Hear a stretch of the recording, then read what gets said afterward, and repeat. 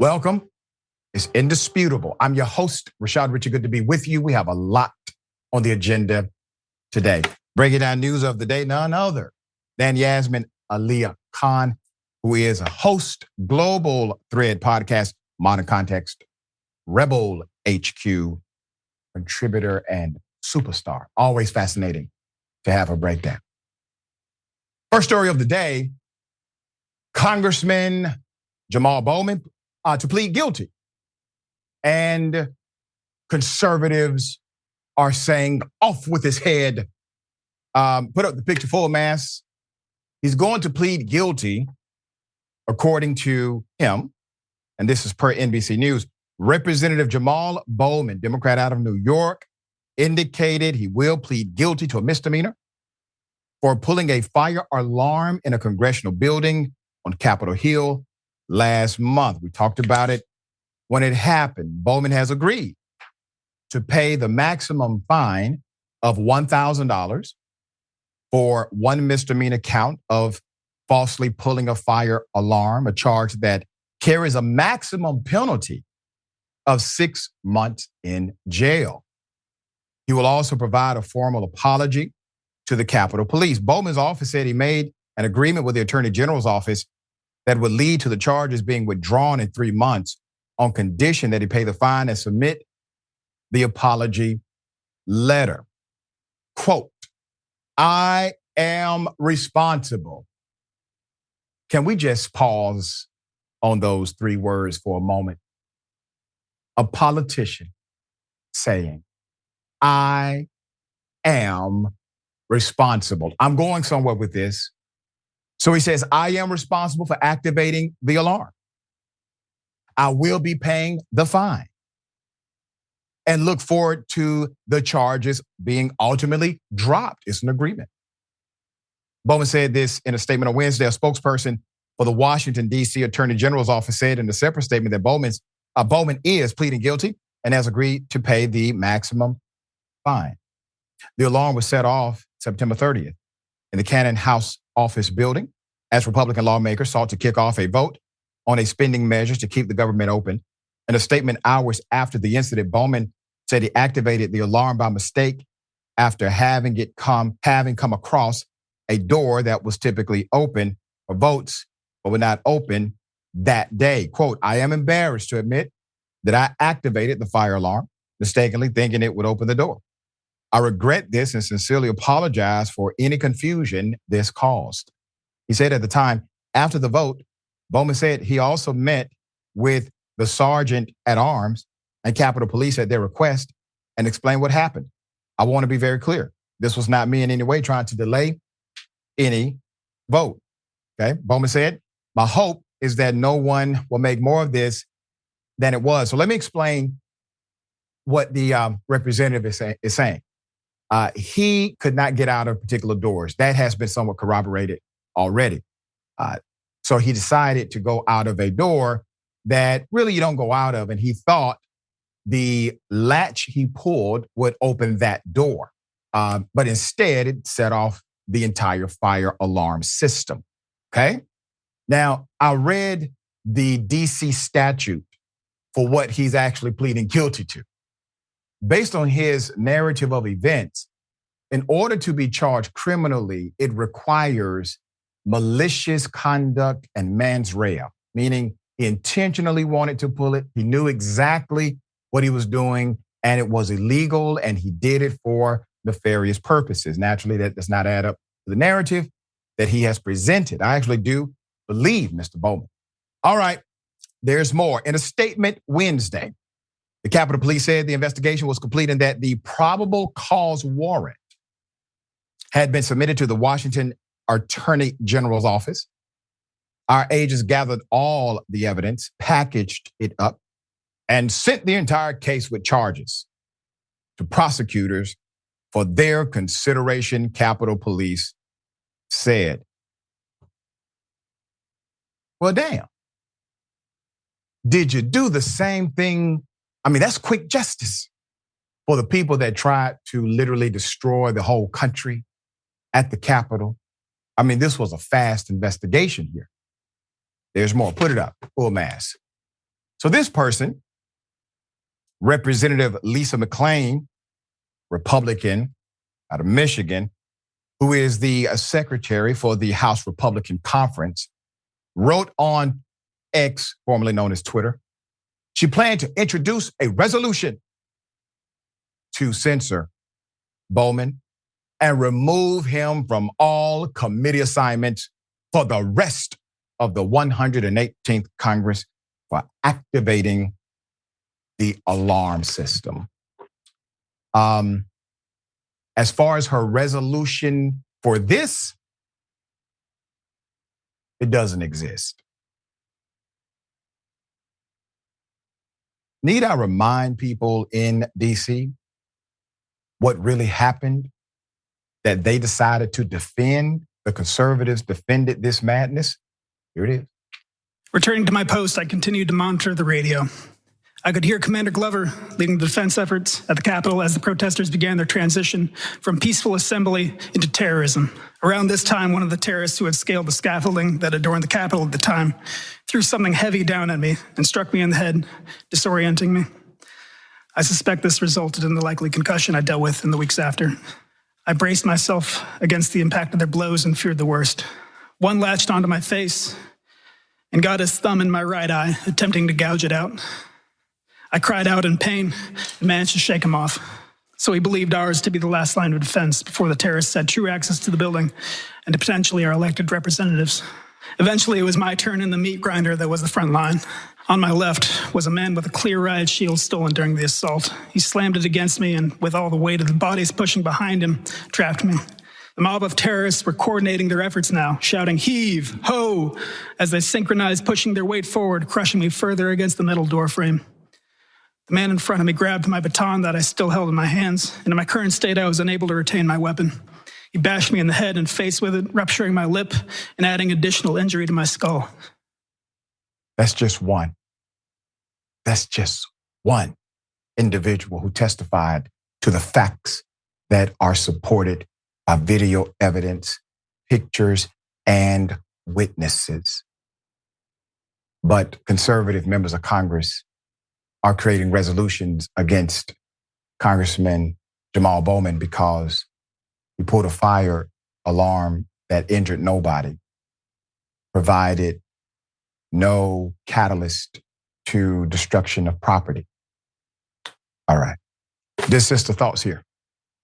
Yeah, the thing with this is, fine, he did it. He'll pay the consequences for it. He's doing that and he's cooperating with the judicial process. And honestly, as you pointed out, that's way more than we ever get from most members of the government.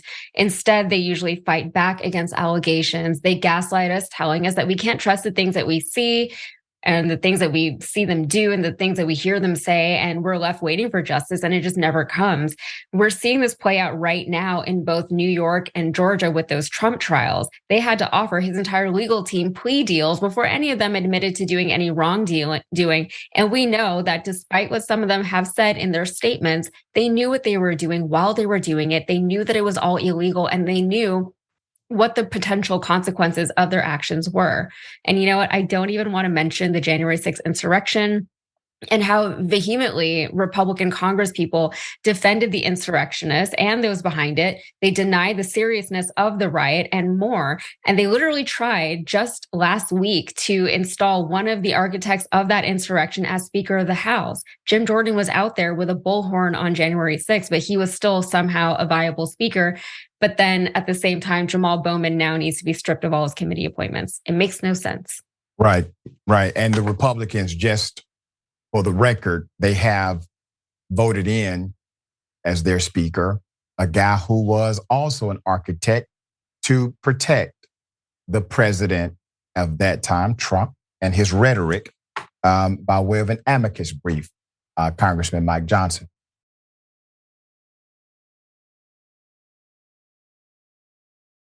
All right. There's an interesting dynamic, once again, connected to a very sad reality of this nation. Now, here's what I want to do. There's another mass shooting in the United States of America. Multiple people dead, multiple people injured I want to first take you to what Sean Hannity had to say, broadcasting right after this trauma. Here it is. What bothers me, and I could literally probably count the seconds before an incident like this becomes politicized. And that part of it I never like, because that's not going to bring back lives. And then I always ask the question, when something like this happens, what is your plan? What do you do? I have a personal security plan. I train in mixed martial arts. I've been a big believer in the Second Amendment for a long time, with the prayer that I never would have to use it. Maine happens to be a rural area where people tend to be involved in outdoor sports. So I would imagine a lot of people are going to have a lot of defense issues. But the bigger question, what do you see as the underlying cause of a lot of these shootings? I want you to understand the hypocrisy of Hannity during moments like this, where tragedy is real. He wants to dissuade anyone from the argument of a policy solution. So instead of calling it a policy solution and a good faith debate about what policies would lead to a better outcome, instead of that, he says, I'm just waiting for them to politicize it. And we're not going to politicize it on my political show as we continue to politicize it the other way. So he wants you to think somehow talking policy is a bad thing. Do you know what political means, or the dynamic of something being politicized? It means having to do with the affairs of the country or government. That's the core of the definition of the word. He probably doesn't know that. In addition to that, he literally then proceeds to give an interview about solutions that are absolutely not solutions, that are credible, such as his ability to engage in martial arts. He literally said this on television, as if somehow that is a serious barrier to a mass shooter. They're reaching. 40-year-old Robert Card, the suspect in Wednesday's mass shooting, which took place in Maine, is facing 8 counts of murder, according to Maine State Police Colonel William G. Ross, as authorities have identified 8 victims and are working to identify 10 more.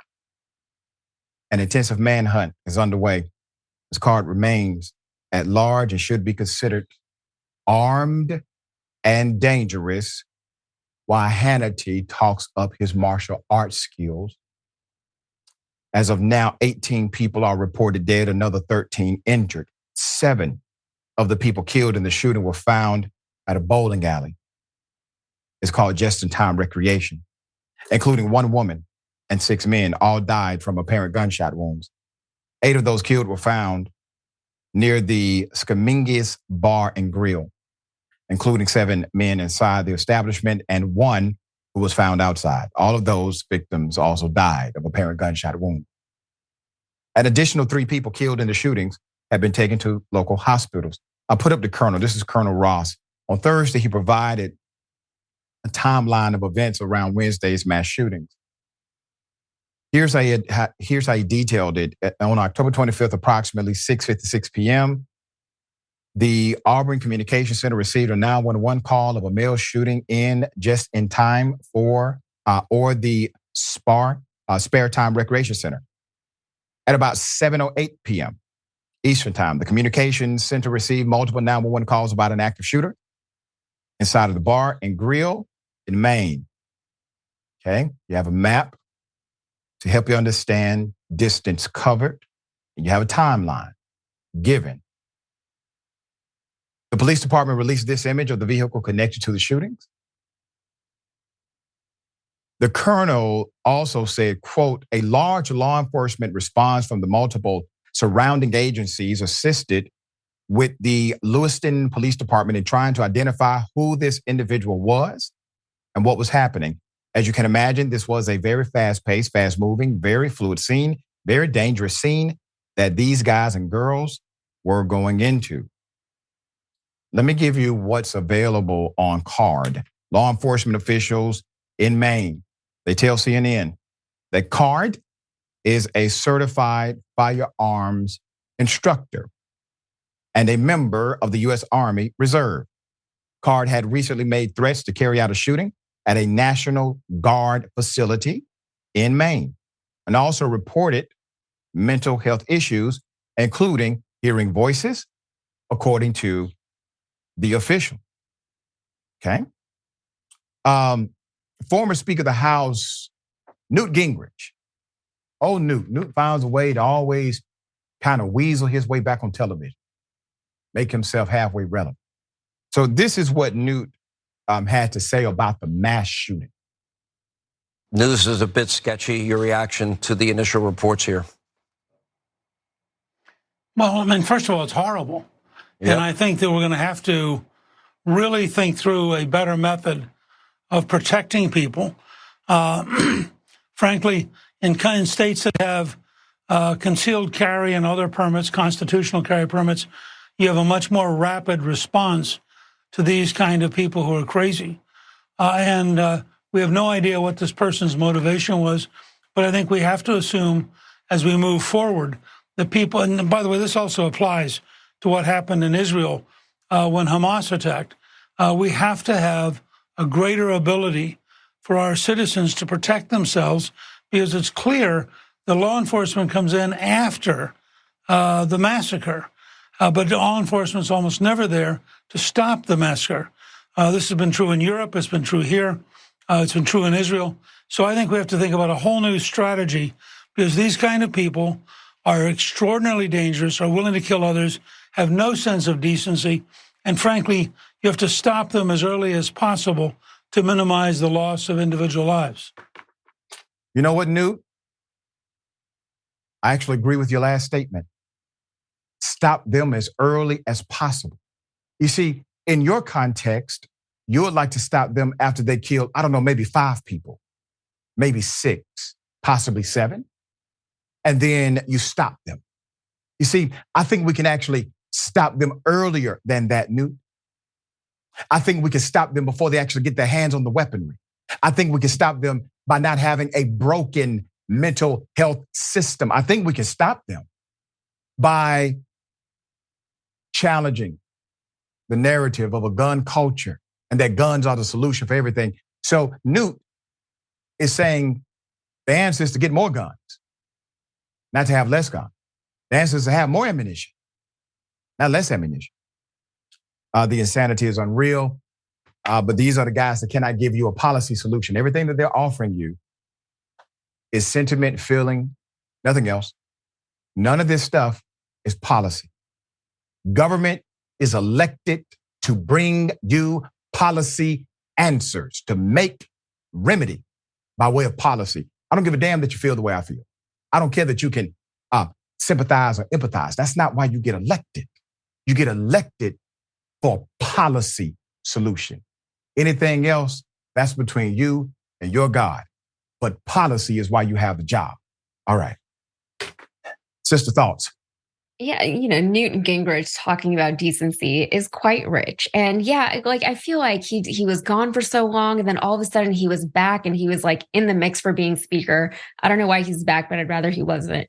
Hannity wants to talk about politicization, but he is the one politicizing things. He's running interference. He's blocking and obstructing the gun narrative that inevitably and understandably comes up every time our nation suffers another deadly and preventable shooting. Of course, shootings create discourse. As a nation, we mourn the lives that are lost in shootings like this one, but we also mourn the circumstances that lead to incidents like this one. We mourn our nation's state of poverty and poor mental health that contributes to these shootings, but we also mourn the fact that our government does nothing to help the things that it can help. Not only do they not do anything about these things, but they also even refuse to talk about them. You have news hosts like Hannity shaming people for basically wanting things to be better for next time, so that we don't have to lose any of those lives. Whatever Newt Gingrich was trying to prove his point.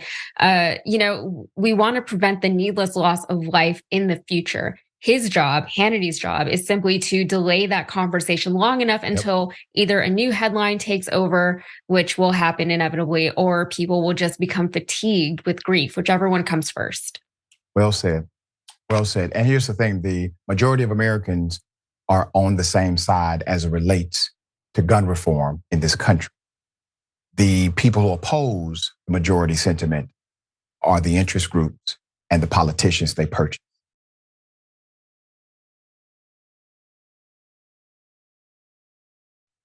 All right. This is actually a very beautiful story. A young black male creates a new soap that has him basically the smartest kid in the world. This is a scientist, put him up, or a mask. He-Man Bakel. And I love the fact his first name is spelled He-Man. A black Virginian teen has recently been recognized as one of the smartest people in the nation, developing a soap that helps treat skin cancer. A ninth grader. The teen scientific discovery has won him a 5-figure cash prize and the title of America's Top Young Scientist. So amazing. So let me give you some background. The 14-year-old student at W.T. Woodson High School in Annandale, Virginia, has been named the winner of the prestigious 2023 3M Young Scientist Challenge, presented by 3M and Discovery Education at the company's global headquarters in St. Paul, Minnesota. October 9th and 10th were the dates. So this 14-year-old outshined 9 other finalists over a 4-month competition period. His submission, a groundbreaking compound-based skin cancer treating soap, SCTS, blew the judges away and secured him the grand prize. As the winner, he walked away with a champion's title and $25,000 in the pocket. All of the young people were paired with 3M scientists before being charged to navigate a series of interactive challenges. Over that time, the 9 students were rigorously evaluated based on their ingenuity, application of STEM principles, passion for research, presentation skills, and their ability to inspire. He also started to delve deeply into the research about skin cancer and dendritic cells that informed his submission video. His mentor, Deborah Isabel from 3M's Automotive Aftermarket Division, and she helped him bring his idea to reality. That's called mentorship. His students' melanoma treating soap will be cost effective. Each bar can be manufactured and sold for 50 cents. The youngest or the young scientist wanted the innovative treatment to be an accessible and affordable alternative to conventional methods of skin cancer treatment. And that is only the start. Skin cancer is the most common in people living in developing countries. So now we have international application. However, the average price of an operation is $40,000. So Heman told Fairfax County Public Schools, according to WION News, leading him to speak about how people who lack money are victims. Quote, there are so many preventable deaths, he said. Looking ahead to the next 5 years, he intends to establish a nonprofit organization dedicated to making the medicinal cleansing compound readily available to those who require it the most at a low cost. In the next 15 years, he hopes to become an electrical engineer. Put his picture. You see, this is the future of our world. While old, decrepit, political pundits and their cronies who call themselves public officials wax poetic about capitalism, making more money, getting an increase to the bottom line. There's an emerging class of leadership from my youth population who says, you all got it wrong. You all got it wrong. People are more important than money. I congratulate, salute this young man, his family, the mentors that he has around him. Very proud of him. Very thankful for his leadership. He is my future. He is your future. All right, just the thoughts here. Yeah, I love this. My fiance is white and he's always outside in the garden. And I'm always like, can you please just wear your sunblock? Like I'm always just preaching to him to put on some sunblock. But these are my favorite kinds of stories. I love this. I love that. I love to see young people thriving. And I love that this kid was in an environment that was supportive enough that he was allowed to thrive in such a way. So much of education is about the teachers and about the resources that are available to those students. There's so much potential in these kids, and I will always support efforts to bring that out of them. I think people that seek to stifle young ingenuity and people who try to defund education and things like that are a special kind of evil, but things like this make me feel a lot better. There you go. Scripture says, and a child shall lead them. We got more on the other side. It's indisputable. Stick and stay.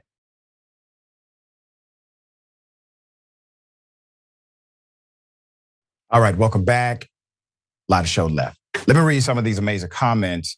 Before I do that, a big reminder, all right, membership. A viewer shared, watching TYT is one of the ways that we do get some people hope here, okay? And I understand that it can be extremely depressing to hear similar narrative from allegedly different points of view, right? But here, we tell you authentic truth, perspective that has not been purchased, and we hope that you resonate to it, even if you don't agree with everything we say as opinion commentators. So we say thank you. A TYT member is a fighter, a leader, a change maker, a believer in positive transformation. Your support helps us deliver bold commentary you don't see anywhere else. Help us continue to do this work. You can click the join button or go to tyt.com/join. Real simple, real easy. All right, this is Siva Tasvax. We are prosecuting, LOL, crimes of congressmen now. I know that is ironic. Like, these guys literally have, illegal stuff in their refrigerators and mattresses. And Bowman is the first one to get prosecuted. Ironic. Over 9,000 says, they're just mad at Bowman for calling out the bigotry written into legislation, making crusty Virginia have a tantrum. Can we start calling ancient carriers Virginians? Virginias? Oh, man, I got to take that under consideration. That's actually a great recommendation, though. I am sorry. Bowman should have blamed it on vaccines or Hunter Biden's laptop or Havana syndrome. I would have blamed it on Hunter Biden's crack pipe. That seems to carry weight with conservatives. Joe_Dragon. I don't think MMA is going to be any good against an MR-15. What made Hannity say that? All right. Interesting. So, Cray Souffle, way to go, He-Man. You have the power. That's right. Lady F&T, 10/26/87. A homeless addict gave birth to a beautiful baby girl. They overcame obstacles. Preserved. And 36 years later, mom is clean. And daughter is an up-and-coming artist. Yeah. It's baby and me. Happy birthday to you. Very proud of you. Happy birthday. Yes. Oh, speaking of birthdays, your birthday is basically now. Like if my birthday was tomorrow, my birthday is actually today. That's what I would tell you. I have a birthday month. So it feels like it's already my birthday. I don't want to take away from someone else's birthday. Mine's technically tomorrow, but yeah. There you go. The celebration starts tonight. It starts tonight. It'll go into 35. the early morning. I'm 88. So. Oh, wow. 10/27/88. I think the person said 10/26/87, if I heard right. Yes. Yeah. Yep. All right.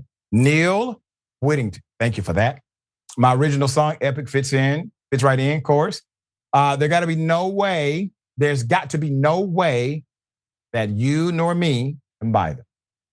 It's in our rights, but it was written back when we could shoot only one shot at a time. That is so true. It wasn't written for what we have today. All right, got something for you. Ladies and gentlemen, I wish a Karen would. You want to call the police on them for having a barbecue on a Sunday. You're still free! Back off! I'm going to tell them there's an African-American man threatening my life. We have until 10 because what? Because I'm asking to get in the room. You're not even a registered Okay, guest. you're asking to get in the room because of what? Because the hallway smells like smoke. And it's us?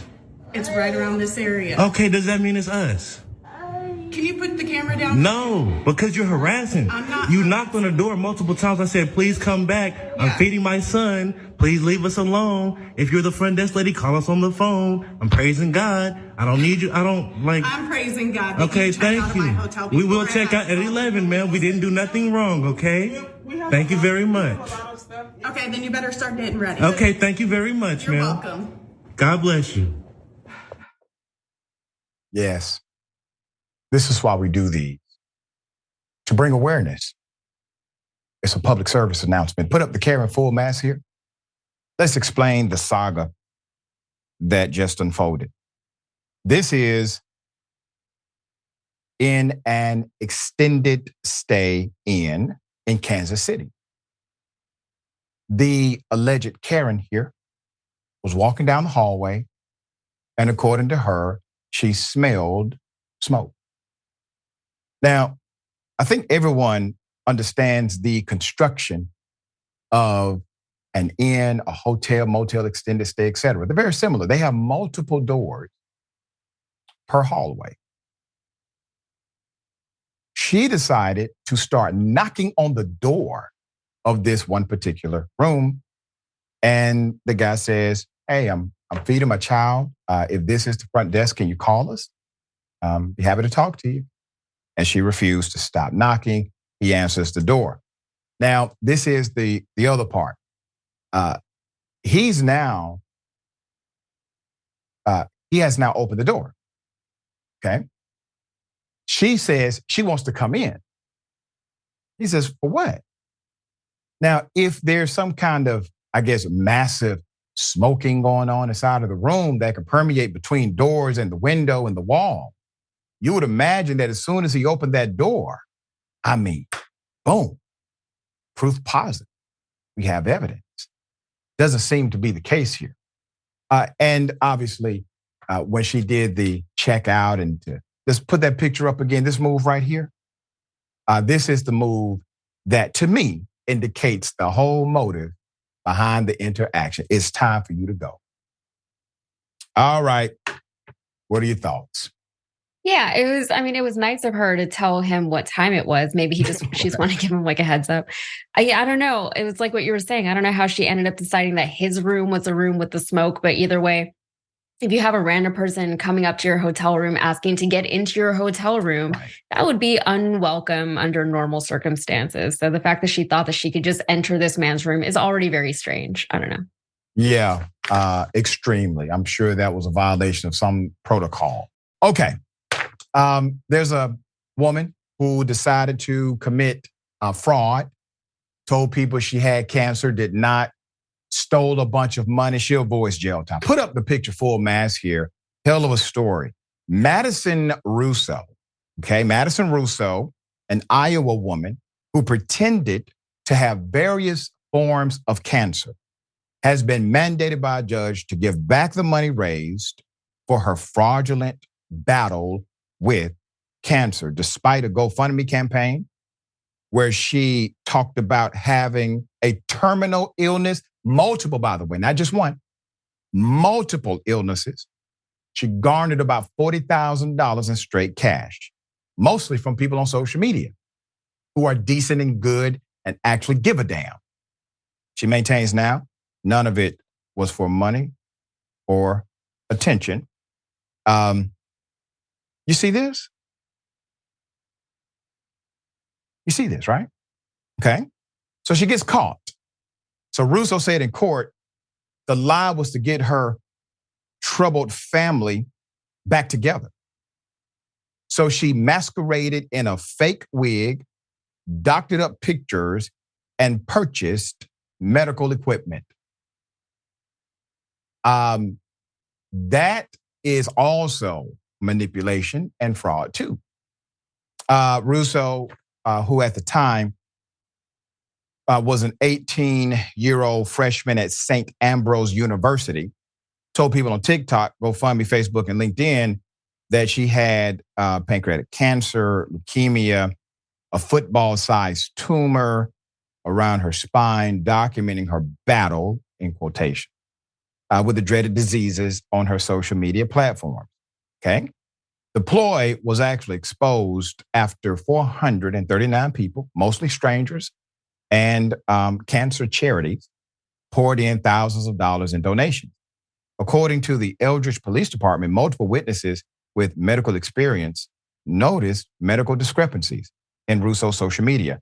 Like, she was using the wrong kind of equipment for the cancer she claimed to have. They then contacted detectives to investigate the claim. Russo's medical records were then subpoenaed, and they showed she had never been diagnosed with any kind of cancer or tumor from any medical facilities within the Quad Cities or surrounding cities.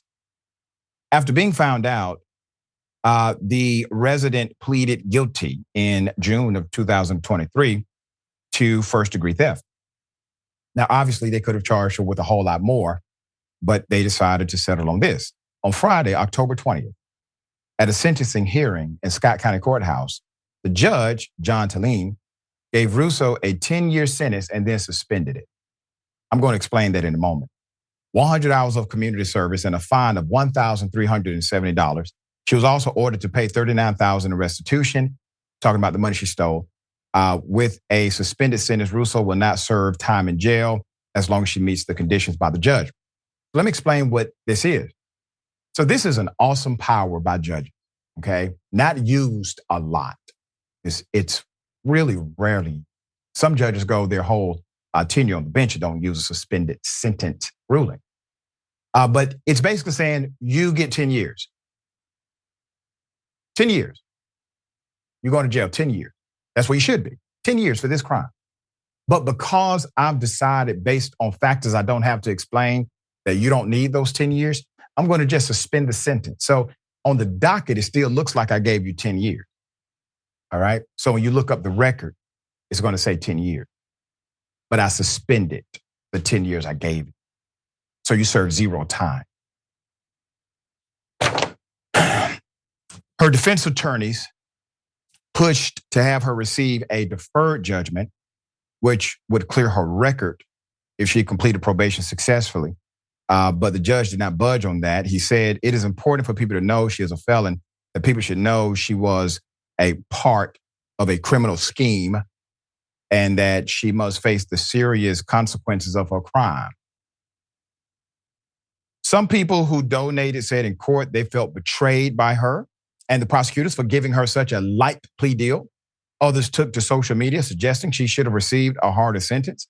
Quote, so if she refunds all the money she stole, she's left with a $1,000 fine. Got off pretty darn easy, one person tweeted. The restitution has already been paid, and the crowdfunding platform refunded the deceived owners. GoFundMe released a statement regarding Russo's actions. GoFundMe has a zero tolerance policy for misuse of our platform and cooperates with law enforcement investigations of those accused of wrongdoing, the company said. Literally, if you stole a candy bar out of Walmart, you would get more time. Because Walmart has a zero tolerance policy that prosecutes every single person who steals. It's an adverse policy, of course. I can't stand it. I think it's wrong. But do you not find it ironic that this individual had such a massive plan? She invested into the scheme by purchasing medical equipment. She then came up with a litany of variations of illnesses in order to play on the emotions of others who may have been adversely impacted by those things or may be part of charities that give money to leukemia, but not pancreatic cancer. So she gets all of them together. It's extremely strategic and measured. And the judge basically gives her a $1,000 fine. All right, just the thoughts here. Yeah, if I had less of a moral compass or just just less of a guilty conscience, I would have way more money, I think. So Jamal Bowman is facing 6 months for a thing that he did and he confessed to doing. And this person is committing fraud shamelessly and gets off with a fine. Like, if her family is this dysfunctional, that, I guess I feel for them, but that really doesn't excuse scamming innocent people of their money. And as you mentioned, whatever her intention was here, it's incredibly manipulative. I get that being manipulative isn't a criminal offense, but I don't like it. But seriously, though, we already have a shoddy healthcare system in this country, one that often leads people to depend on the goodness and the goodwill of strangers to help them pay their medical bills. It's not a good system. It shouldn't be this way, but it is the way that people have learned to adapt and cope while we wait and see if our government wants to fund our healthcare with our own tax dollars. Yep. Someone taking advantage of that goodness and goodwill is unforgivable, and it really shouldn't be encouraged. Her punishment should have been a lot more significant. Yeah, and it erodes at the trust that people generally have when they see pictures like that, GoFundMe opportunities. Now, those individuals may say, I'm not giving anymore online. And that harms the people who actually need it because they have a real illness. And like you just said, this system of healthcare is inadequate for them. So she harms that process and those individuals who deserve it. All right, we got more on the other side. It's indisputable. Stick and stay.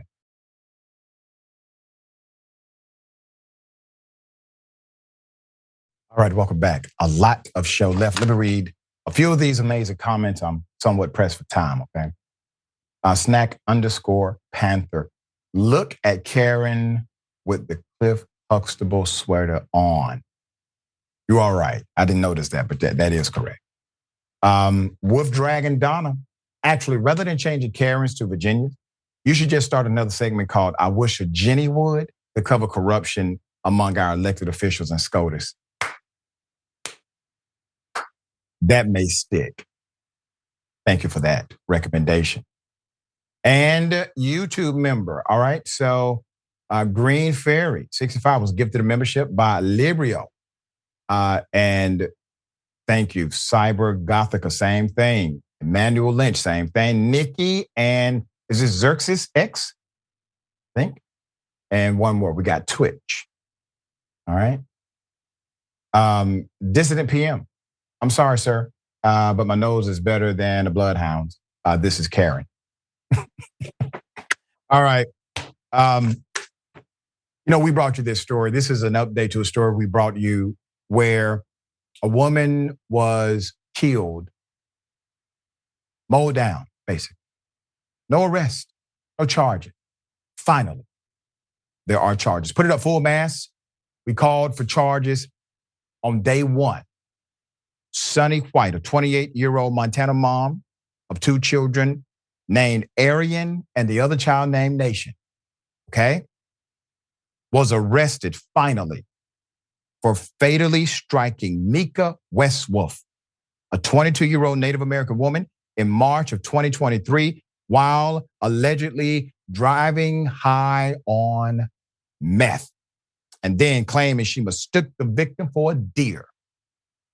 White was apprehended in Flathead County Friday on a warrant out of Lake County, charging her with vehicular homicide while under the influence. Keep that picture up. Now, I want to say this. This happened back in March. We covered it back in March. We called for charges back in March.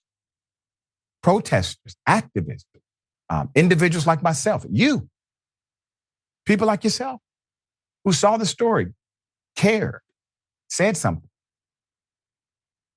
pushed these local authorities to do what they've done, which is to provide prosecutorial justice. Additional charges against White include accidents involving another person or deceased person, 2 counts of criminal child endangerment, and criminal possession of dangerous drugs. It took them this long to make a simple arrest, and there's a dead human body. Following White's arrest, Westwood's family released a statement saying this was, quote, just the beginning of the journey towards justice.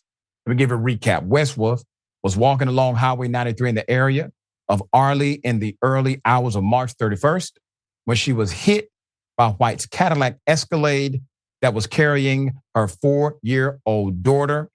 Arian Holmes is the name. And her 2-year-old son was in the car as well, named Nation Holmes. One Arian, the other one Nation. There's more. A search of White's Cadillac actually turned up methamphetamine, syringes, and 2 unopened packages of Narcan. That's according to an affidavit filed in the case.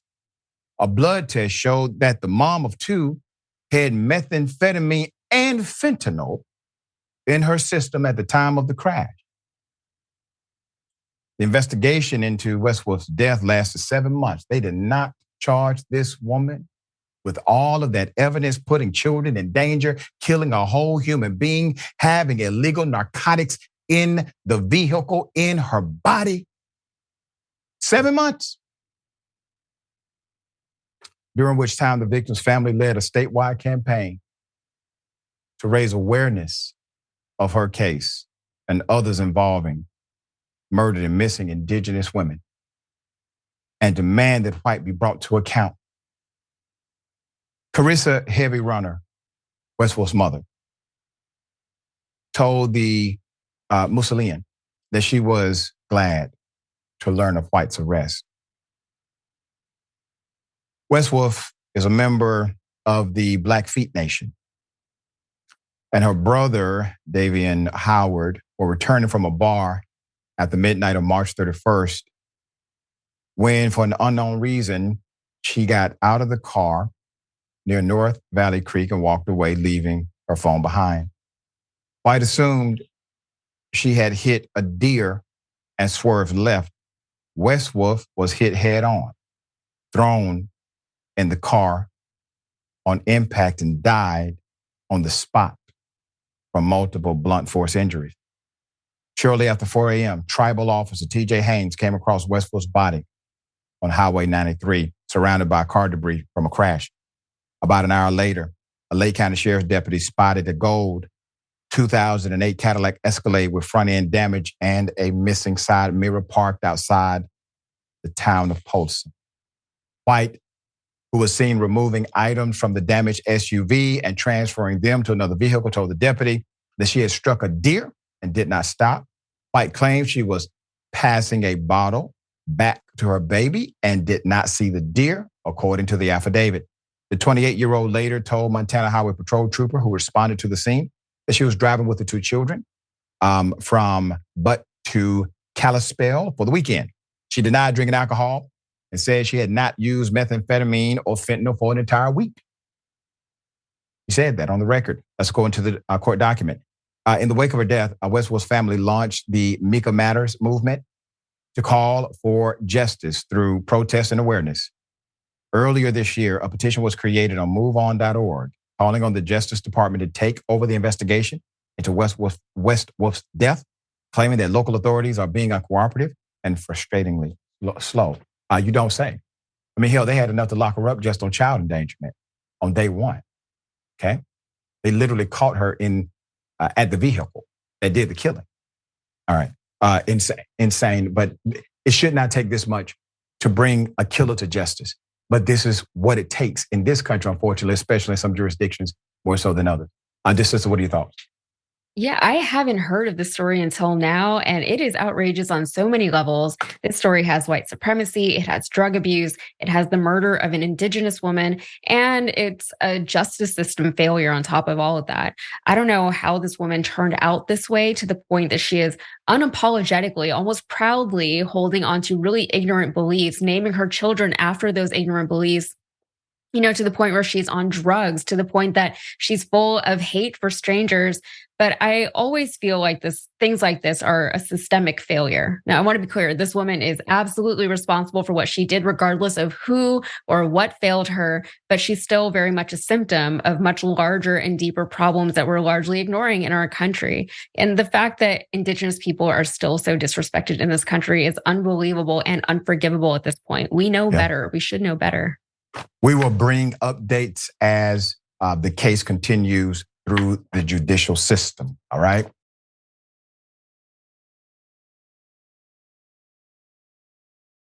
Republicans finally decided on a nominee to be the new Speaker of the House, a guy who tried to, let's just say, design an overthrow of the actual democracy that elected him. A reporter reminded them of this, posed the question. Here's what happened. Mr. Johnson, you helped lead the efforts to overturn the 2020 election results. Will you Oh, gosh.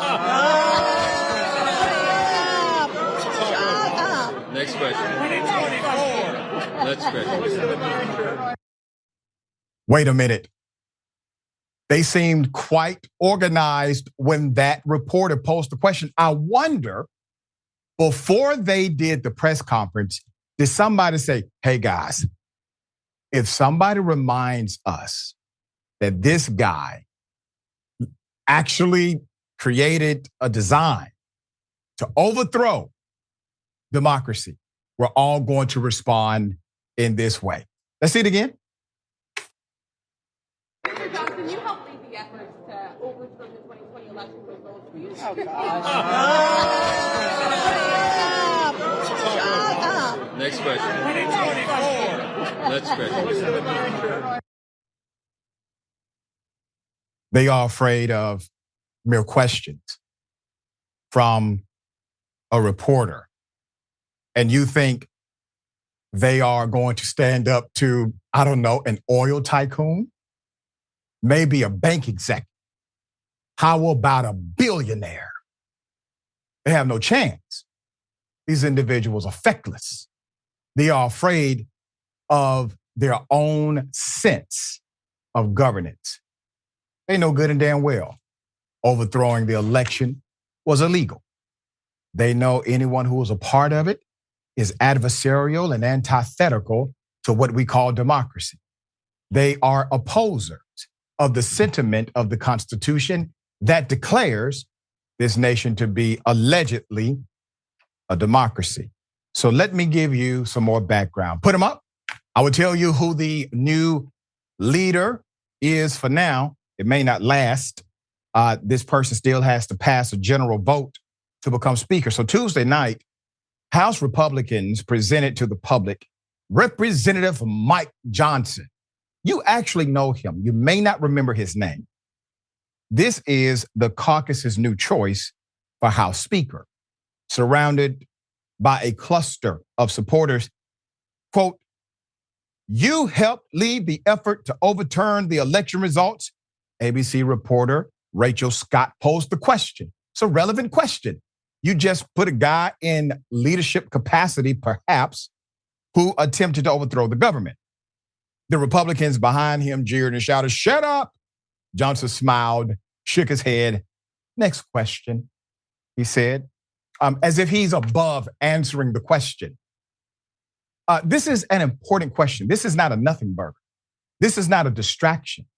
It's important to know if the new potential leader of the House acted in a way that's against federal law, that's against the Constitution, and more importantly, against democracy, meaning people. There's more. At the New York Times explained in a deeply reported story last year, Johnson's arguments had a singular influence. About 3/4 of Republicans supporting Trump's election challenge, the Times noted, quote, relied on the arguments of a low-profile Louisiana congressman, Representative Mike Johnson, the most important architect of the Electoral College objection. On December 9th, Johnson tweeted, quote, President Trump called me this morning to let me know how much he appreciates the amicus brief we are filing on behalf of members of Congress. Indeed, this is the big one. So that's the guy. Donald Trump did, in fact, endorse him. He's the guy Trump endorsed. And Trump does his endorsement this way. He says, you know, I like Mike. I think Mike's a good guy. I don't have a negative word to say about Mike. Letting people know if you choose Mike, I'm not going to make up a name about him. Okay? All right. This guy was the leader for about 2 hours. He was the GOP nominee. before Mike Johnson. So it took only a matter of hours for the freshest GOP nominee for the U.S. House Speaker position to withdraw his own candidacy after House Republicans made quick work out of raising support to nominate him. That's Representative Tom Emmer.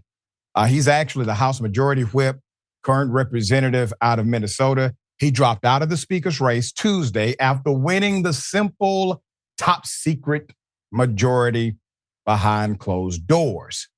Why is that? Well, the dictator, Donald Trump, was not a fan of this fella. He gets a simple majority. Now remember, before they go into the meeting, everyone says, whoever we choose, no matter what, we're going to support them to be the next speaker, period. He gets the simple majority. Everybody says, here, here, we have a leader. Trump says, I don't think you do.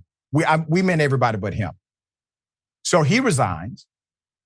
They then go back and choose the guy who would have led this nation into the abyss as their leader. This is about as serious as it gets on every single front imaginable. We will bring you updates as they come.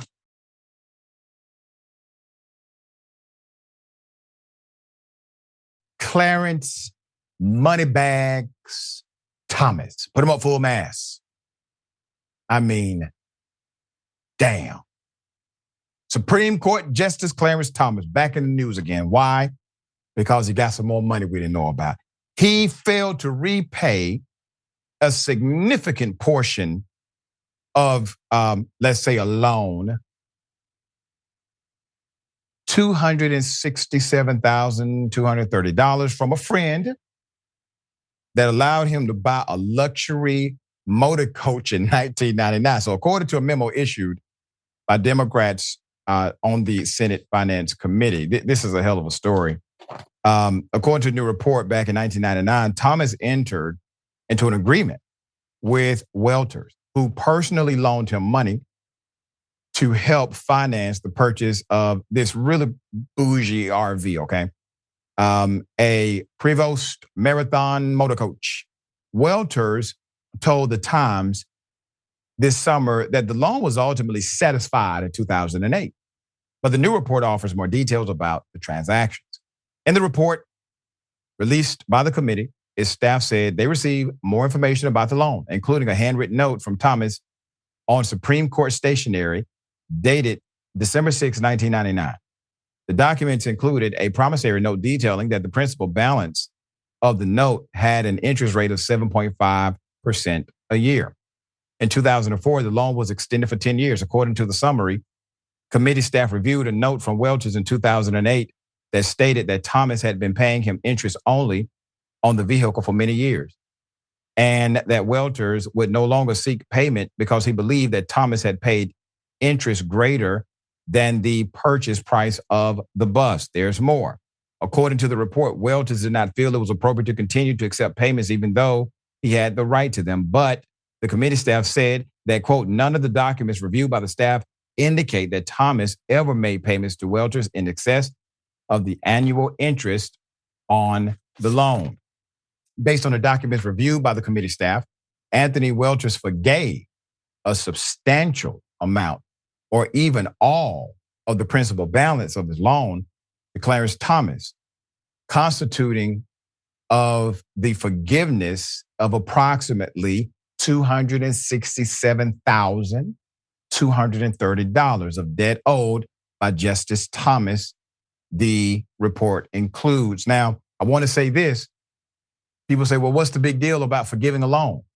Okay, here's the big deal. That means you just gave a Supreme Court justice $250,000. Who's in the business of giving a Supreme Court justice $250,000 without purchasing something? And that is the issue. That's the ethical issue you have. What did he buy with that $250,000? All right. So Thomas' lawyer disputes the claim, but hours after the report appeared on the committee's website, a lawyer for Thomas disputed its findings in a rare statement. Quote, the loan was never forgiven Elliot S. Burke, a lawyer for Thomas, said in a statement, adding that, quote, any suggestion to the contrary is false. Burke's statement appeared at odds with the committee's findings. The Thomas has made all payments to Mr. Welters on a regular basis until the terms of the agreement were satisfied in full, he said. Burke declined to provide any additional evidence or information to that statement. Attorneys can do that. All right. Okay. More money, more money, more money. It stretches back to the beginning all the way to now. This seems to be a practice and culture. All right. Thoughts? Yeah, who's going to make him pay the money back? Who's going to hold Clarence Thomas accountable? Will Congress impeach him? Are they going to take away his salary? They're not gonna. They would have done it by now. Clarence Thomas isn't worried about consequences. He's only worried about himself and his money and his wife, Ginny. He just wants his money however he gets it. He doesn't care about the ethics behind it. And he is in an extremely unique and elite position in this country to where, he really can kind of get away with it. And that's what we're seeing. Yeah. Hell of a thing. Congressman Hank Johnson, to note the record, has presented legislation to remove this individual and to also hold him accountable for the action. All right. We got more on the other side. It's indisputable.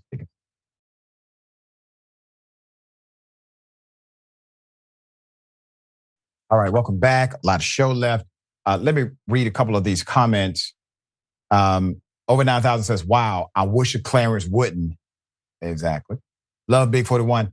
Children named Arian and Nation. She purposely ran that person down. Her being under the influence had nothing to do with it. David Morris, you're supposed to be able to avoid a deer too, right?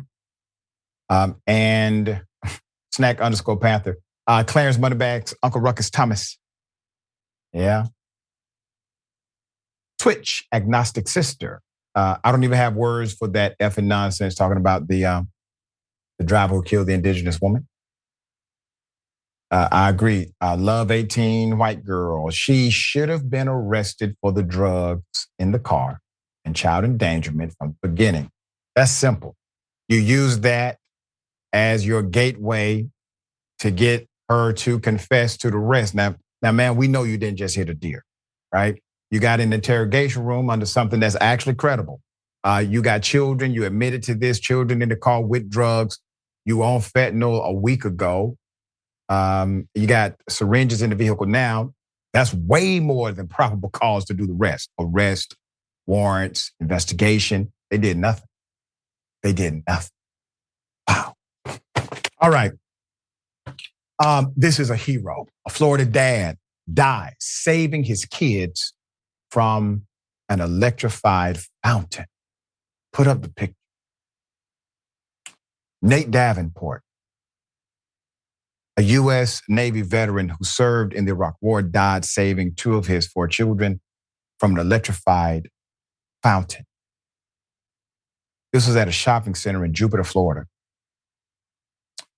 Let me give you the background to this very sad, at the same time, courageous display of a father's love. His mother, Mary Davenport, described the scene from Sunday, telling WPBF that her grandchildren were screaming. We're getting shot. We're getting shot, Mary explained. So he rushed to save them. Davenport headed for the fountain and grabbed his children. But he and other helpful bystanders were shocked as well during the rescue. He took a hit for his kids. We had 45 years with him. God blessed us with him. He's an amazing man, Mary told WPBF. He's loyal. He's a good father. He's a great husband. He loves Jesus. And yeah, he gave his life for his kid. Firefighters reported that people nearby tried to help the child before the possible electrocution in the water. 8 people were evaluated for injuries. 3 people declined medical treatment. 2 adults, including Davenport, were taken to nearby hospitals. 3 children, including Davenport's 8-year-old and 11-year-old sons, were taken to St. Mary's Medical Center. Davenport was taken to Jupiter Medical Center, where he never regained consciousness and he died. Davenport's wife, Amy, their children and parents were unable to say goodbye. Put his picture up again. What he did was instinctive. What he did was a display of hopefully any decent father's love, and they would have done the same. I would have done the same. And the children may have to digest at some point when they understand this better what happened. And my only hope is that what they digest, what they accept as true, is that they are here because their dad loves them. And that is all right. Just the thoughts here. Oh, this is so sad. I'd imagine that in a situation like this, you don't really have the time or even the interest to really consider the risks or the consequences of going into something like that. But he knowingly did what he had to do just to save those kids. It's like what you were saying. It's just parental instinct. I'm not a parent, so I'm only imagining. But it was very admirable what he did. And I'm sure his family is so proud of him. And I wish the best for them all. There you go. All right. We got more on the other side. Stick and stay.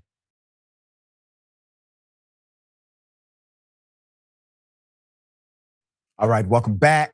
A lot of show left. Okay, let me read some of these comments. Always thankful for the engagement. Here we go.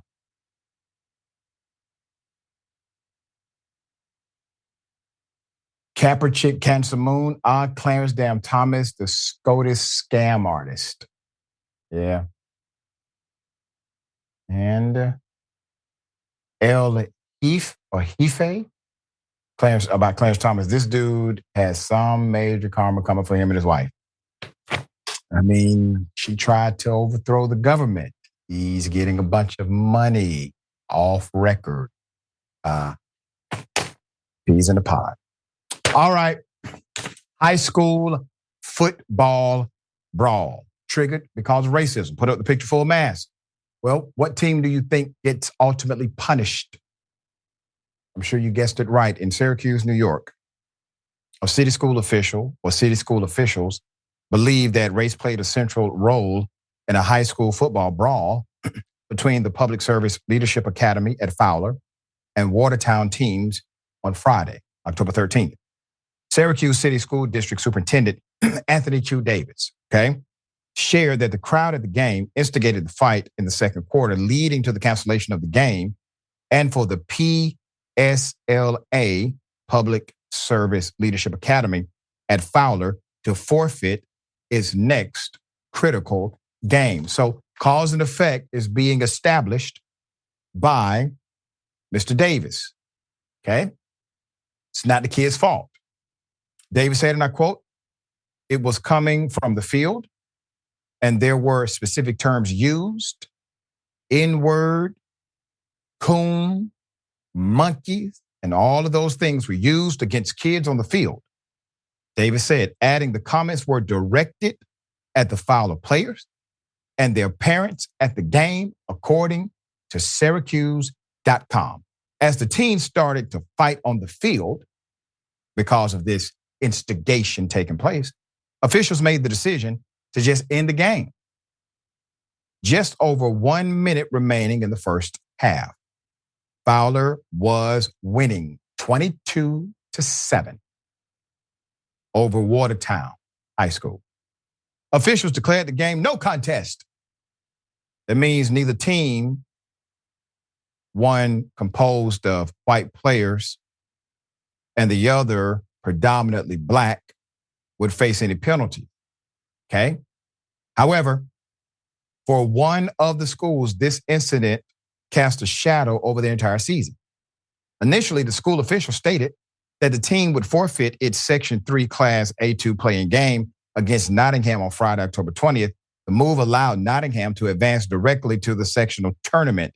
The forfeit also ensured that PSLA Fowler would not be able to go on to the season's big games.